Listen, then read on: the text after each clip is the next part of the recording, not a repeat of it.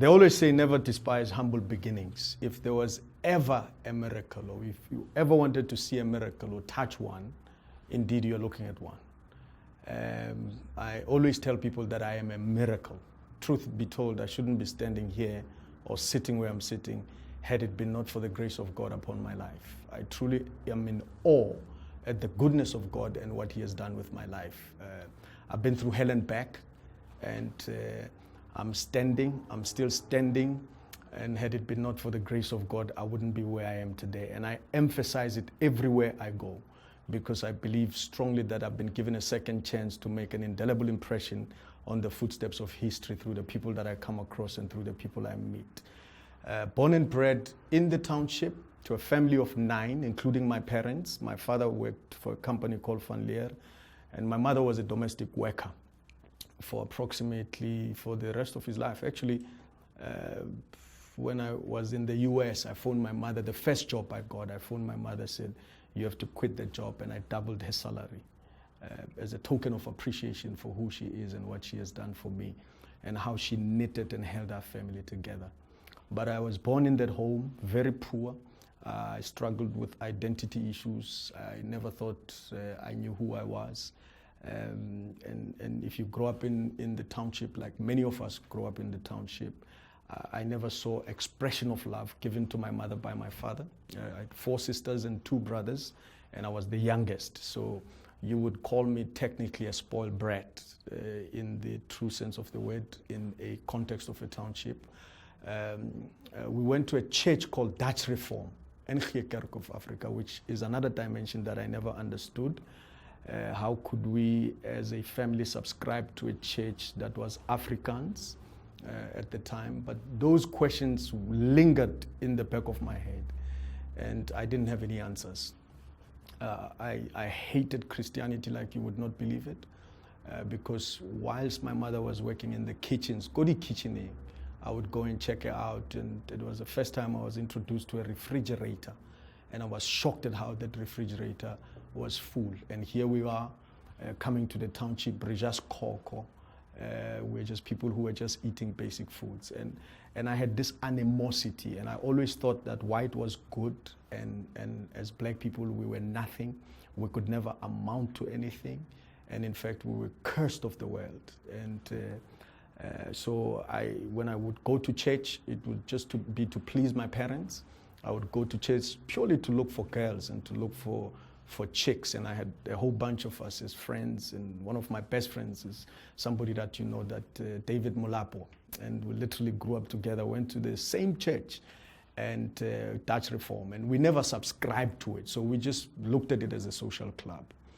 I remember when I grew up and eventually went to boarding school, I wanted to get away from my parents completely, and I went to a boarding school in Limpopo, a place called Lolo High School, and that's where I went. And there was this thing called SCM, Student Christian Association, and I considered them a bunch of fanatics who basically were beaten by the world, and all they could do is clap hands and praise some God that existed somewhere who didn't care about the plight of Africans in the context that we live in. So I had a very a negative view towards Christianity. I remember one day I was invited. There were 3 soccer players who were coming from, at the time it was, now it's Polokwane, but at the time it was Petersburg. And they were coming through to preach, and I was invited, and I'll never forget it. I was invited to the meeting, and there was a guy named Clement Goma, who spoke about the 3 Hebrew boys who defied a king. And the king said, if you don't obey my commands and my orders, I'm going to throw you in the fire. And truth be told, they said, King, we're happy to do as you please, but we are not willing to obey this command because it goes against the grain of anything. Here are 3 guys who could stand in front of somebody and defy the edict or the order of the day and say, we're going to do and serve our God. You can throw us in the fire if you want. And for me, I was shocked that that was in the Bible. And when something called salvation was called, I think I was the first one to raise a hand because I really wanted to know about these guys. And be that as it may, funny enough, my friend David, was at some other school. He had also gotten saved. And we compared notes and tried to understand what we're going through and the dynamics of our Christianity. And when we came home, there was a group called William Branham. There was a guy from the US called William Branham, and they baptized people by immersing them in water. And at the time, I think I was about 16 or 17, and I was still trying to find my own identity. But I'd given myself to the Lord. And the journey was to begin. And when the journey began, a very tedious, treacherous journey, I must tell you. But I thank God that it began, you know. And eventually we were baptized in Pretoria by that group called the Branhamites. And we snuck out and left and went to Pretoria for the entire weekend. And we got baptized and we met amazing people. Coupled with that, you must remember at boarding school, it was during the upheaval of the struggles and Stephen Bantu Biko and the Black Consciousness movement and was very strong in those days. And it was fascinating, you know, to see everything unfold. And eventually, you know, our faith, even though started wobbly, one of the things I wanted to do was to leave this country and go far away. I used to admire people from overseas who came into the country, and we had friends who were Seventh-day Adventists, and we get a lot of African Americans who would come here. They spoke differently. It looked like their confidence level was something to appreciate, and I loved it, and I wanted to go to their country. So we'd motivate each other with David to say, one day we'll go. And because of our parents, when we came back from boarding school, we'll still go to the Dutch Reformed Church. But now with a different twist. You know, women were still high on our agenda because we're still finding ourselves, finding our feelings. What do you do when you're 17? Your hormones are running wild, you know. Every skirt is a potential opportunity, and we wanted to seize the opportunity. We were young, ignorant. The world was our oyster, and we wanted to conquer it. And I remember we used to go to the airport, and we used to go to the airport and would sit at the airport and would watch planes come in and planes go out. Every single Sunday after church, we'll go to the airport, and we used to share with each other, say, one day, re tla ipona le rona re ka mo gare plane leaving this country. You know, somebody once said when they speak about a vision, they said, vision, it is applied imagination. You know, you gain through the strengths of your vision the power to shape the future. And one of the things that they talk about when they speak about vision is that it's the ability to see. So we had to conceptualize our future and see it the way we saw it. And we had to come back to work a plan to make sure that future became a reality. So every Sunday, it was a routine. Go to the airport, come back. And because my mother was working for white people, and my granny was home. She's the one who really literally brought me up, and she would force us to go to school and say education is the key to freedom, though I didn't understand how Bantu education at the time could be the key to freedom.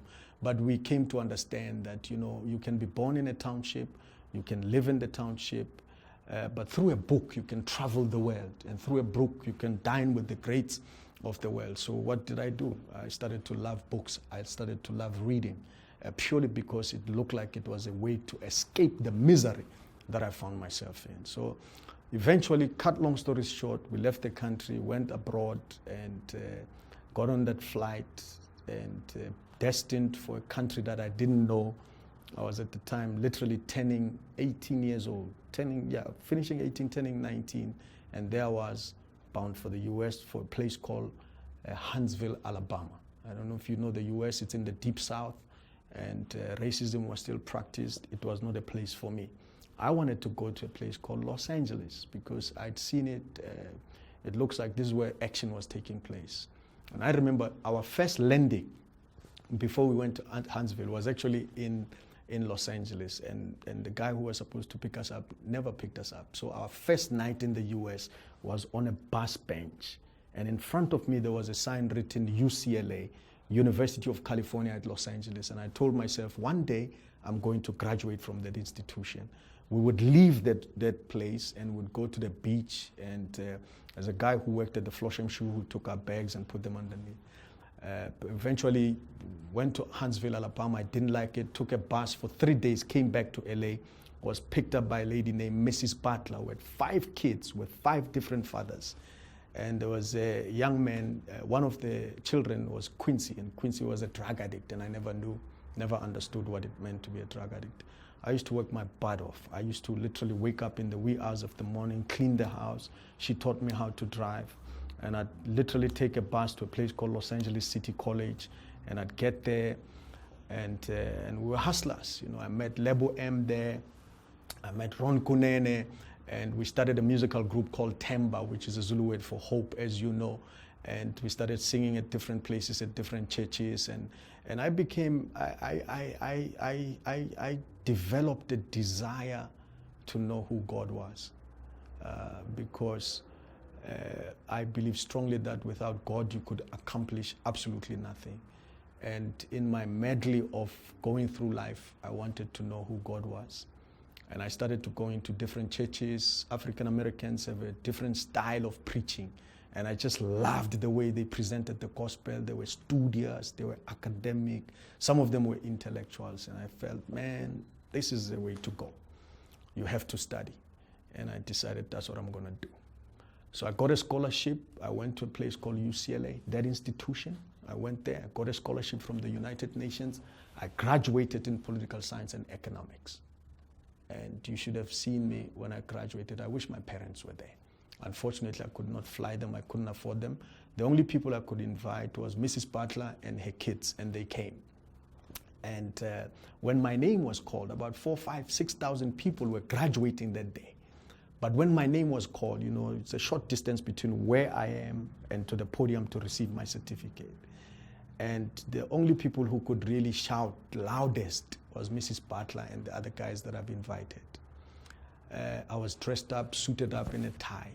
Every single person saw a finished product, but nobody had to see the struggles that I had to endure, the sleepless nights I had. I became a security guard. I drove a cab. I slept in funny places. I changed my name and to be called something else. It's incredible the hustle that you do, and we did it to survive. I worked at Wendy's, I worked at McDonald's, just to put money in my pocket and just to have a decent thing. So eventually, when I finished graduating, at the time, you won't believe it, I worked on a show called A Different World for Bill Cosby. He's not going through such a great time now, but I worked for him. He started a show called A Different World, and I worked on A Different World. I worked with Lebo on Dry White Season, on Cry Freedom, and it's incredible. But my joy was working on A Different World behind the scenes, because I understood the dynamics of TV and how it works. And it was an invaluable lesson. I didn't go there to work there, but I could pick up some dollars. I sold newspapers. The list is long. When it was clear that South Africa was coming, freedom was echoing somewhere in South Africa, and Nelson Mandela was released out of prison. That musical group had gained amazing popularity. Met the late Chris Hani, the late Oliver Tambo, Alan Busak. If you wanted South African music in Los Angeles, you called us. I worked with Hugh Masekela, Jonas Gwangwa, Os Miriam. The list is long. And I'm not even a musician. I'm just a hustler who just wanted to make a buck. And eventually, when the writing was on the wall, after graduating, I worked at UCLA, and we investigated, we did research, a lot of research about the lives and times of Marcus Garvey. And it kind of politically opened my eyes. And I began to understand the dynamics of where we are, who we are as a people, and my entire desire was to want to come back to South Africa. There's an African saying that says, "Worst vest stays best," that you never truly appreciate your country until you go miles away. And for me, having left the country, I began to appreciate South Africa from the outside. And I thank God that I came back before elections to be part of the transformatory process that was now taking place in South Africa. When I came back, I kissed the ground. The day I landed at the airport, I kissed the ground. It's been 11 years being away from home. That beautiful grandmother died while I was in, overseas, and unfortunately I couldn't come home to come and bury her. Started hustling again. I got a job. I didn't like the job, And I knew that something was born in me, and that was entrepreneurship. And I decided I'm going to hustle.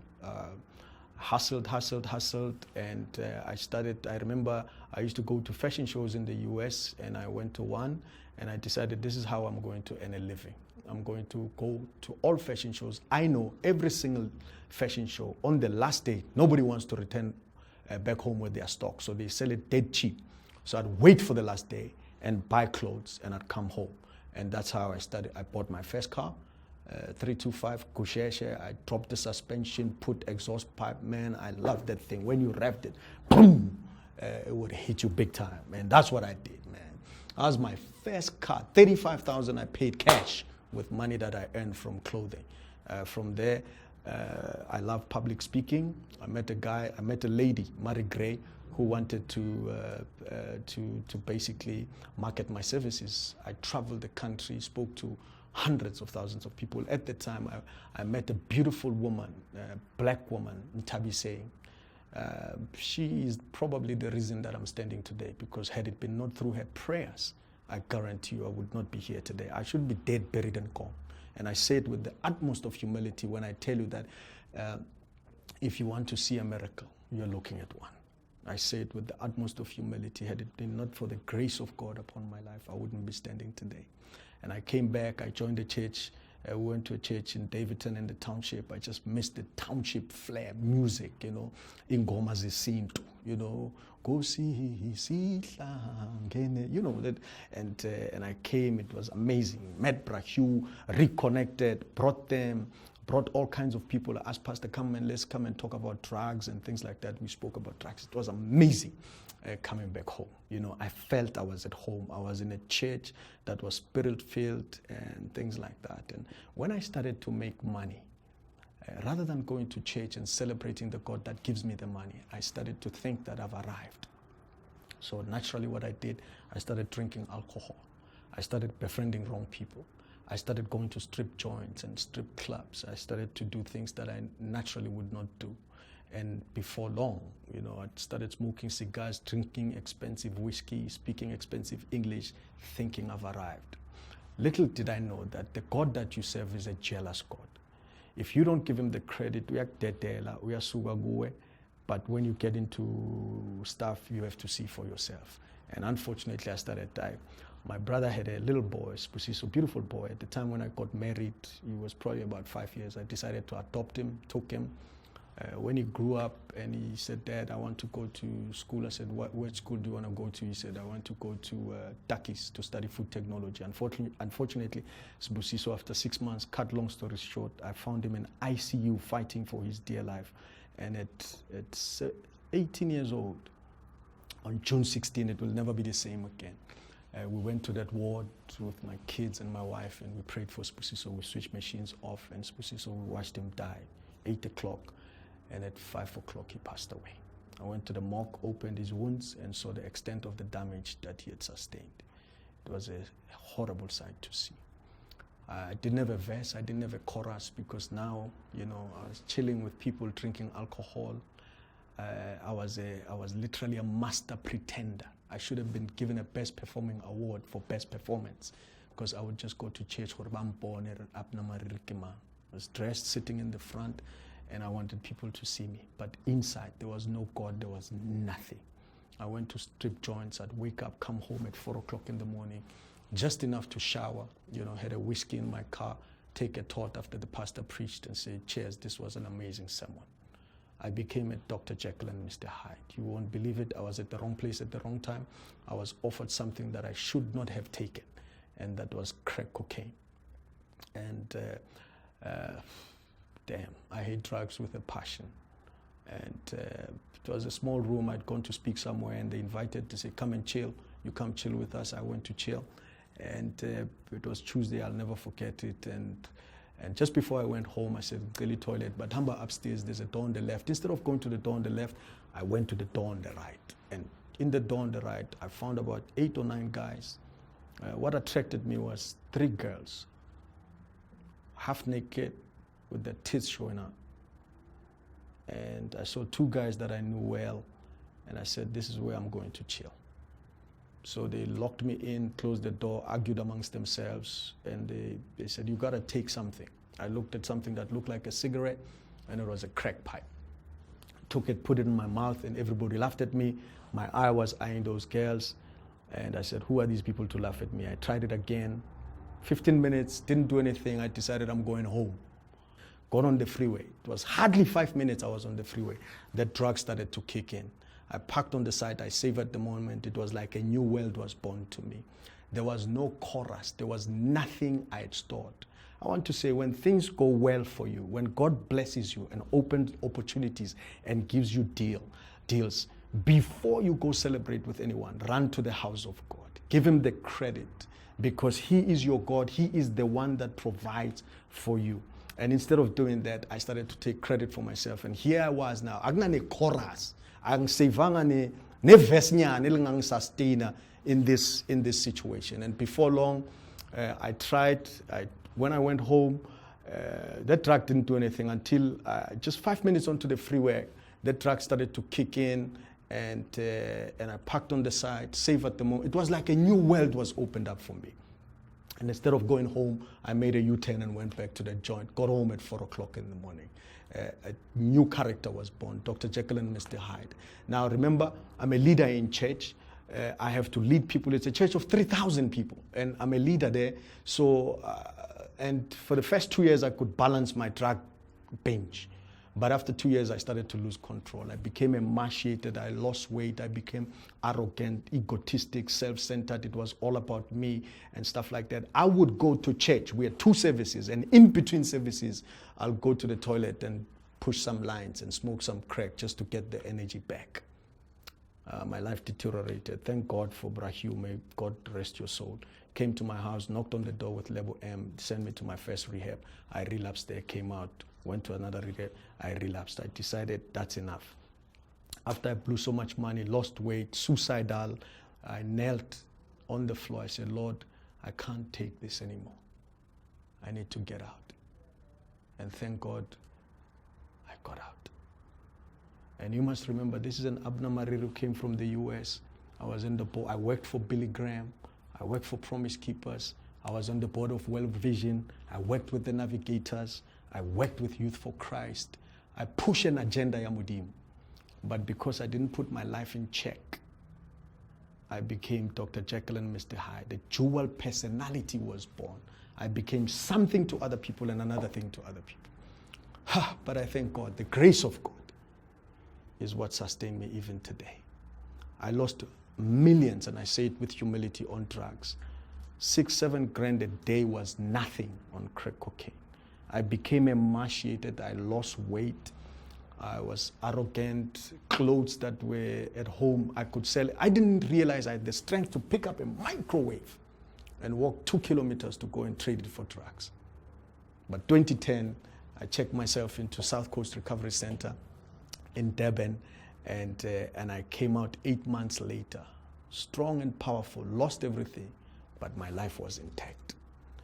And when I got to South Coast, Mr. Cooper said to me, what do you think? I said, well, maybe God allowed me to go through this thing for some lesson. He said, no, God didn't allow you to go through this thing. You made an independent choice to pick up a pipe and to smoke that crack. God had to send a rescue mission to retrieve you from the clutches of hell. And I thank God that I've been retrieved. Born again. I'm not perfect. God is still working on me. It is my journey. It is my story. And amazingly, I told my pastor that please tell everybody that I've gone overseas, because I'm in leadership. I have to protect the image. But when I came back, sitting there thinking I'm still pushing an agenda of lies, and that's what the enemy wants. And I decided I'm going to tell it all. So I told my pastor, I said, after 6 months, I said, I'm ready to tell the people, the congregation. And I stood up in my church. I said, the devil did not make me do it. I chose. And I'll never forget that day. I asked young people, I want to pray for every single young person, especially young girls. I want to pray for them who are struggling with addiction. And I named addiction. Those who are struggling with crack cocaine, with methamphetamine, with nyaupe, every dacha, please come. I'm no better than you. I'm just standing on stage so that you can see me. but I still got some demons and monsters that I'm fighting. You'd be surprised how many kids came. So today, I have hope. I have tremendous hope and confidence and faith. I never thought, for me, my new ministry is addiction. So when I see people, young girls who are addicted to crack, to cocaine, I just want to love them and hug them. I just want to say, it's okay. You too will overcome. You see, the Bible says, everything works together for good to those who love God. Everything. That means you have an amazing story to tell. And the only person that can tell the story is you. So what you got to do, you got to pick yourself up. I met a young lady. I went to TUT to go and speak, and I got invited by the leadership, and they had a breakaway session, and they said, come and speak. Young girl comes to me and says, I was raped, and I've got twins from that rape ordeal. And every time I see them, I want to strangle them and kill them. But sometimes I feel the grace of God, and I said, you know what? All I can do is that nothing happens by chance. In God's greater scheme of things, nothing happens by chance. I'm still standing. I found a ministry of drugs. I go to schools. God has restored me. Bishop Kenneth Alma came from the US, and he said, where you been? And Bishop Kenneth Alma really married me, conducted my wedding. And after a while he said, where you been? I said, Bishop, man, I've been through a storm. And I pray that everything that I lost, God can double it again. Bishop Alma said, no. Everything you lost, let the devil keep. I'm going to pray to God to give you double for your trouble. I'm going to give you new things. And trust me when I tell you, I'm on the path. I have to fight twice as hard to get to where I was.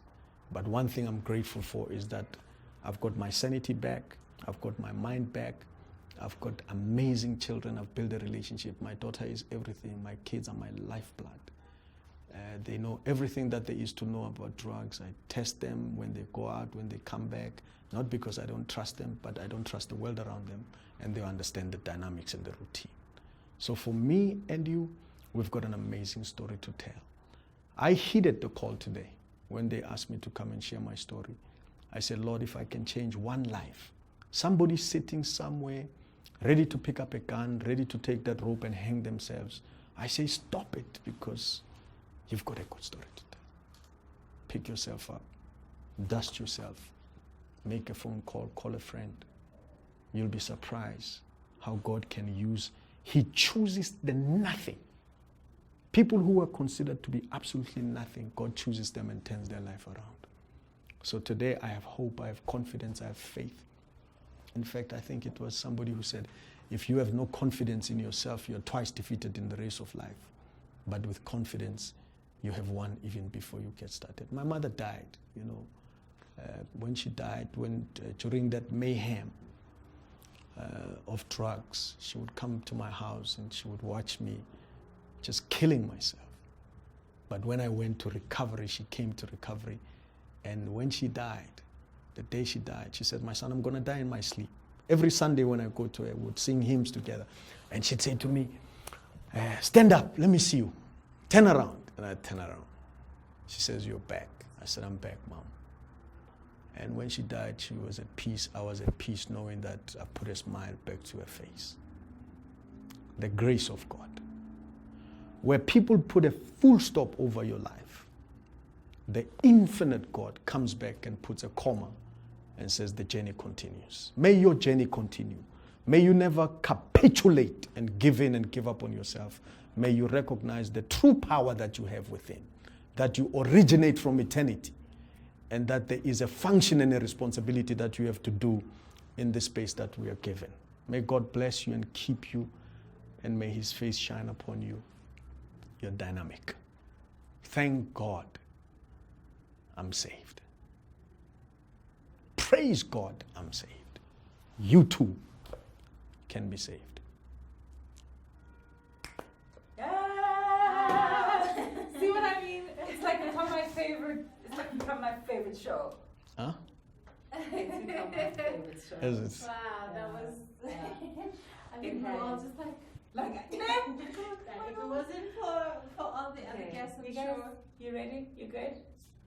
Are you good? No, we're good. We just wanted to catch those. Yeah. Oh, the facial expression. Oh, okay. No, thank you. Thank you, man. It's a miracle. A miracle. Truly, truly a miracle. You know, my mother used to have a song.